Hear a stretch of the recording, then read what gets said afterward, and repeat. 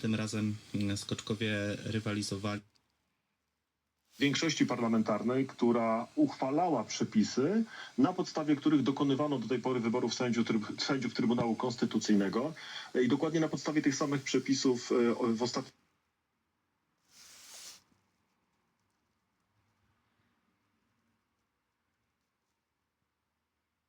w powietrzu. Jeżeli chodzi o zawody sobotnie, tutaj mieliśmy zwycięstwo 35-letniego już Gregora Deschwandena. Jest to o tyle istotna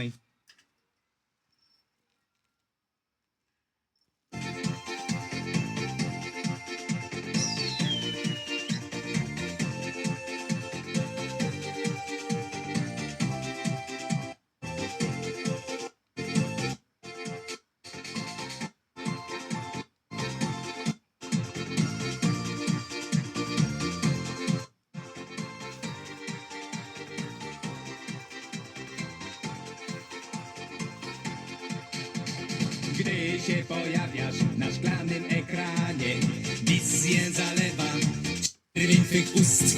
Jesteś najlepsza, zdecydowanie. I ze wszystkich dziewczyn największy masz biust. Wciąż po kanałach szukam twego.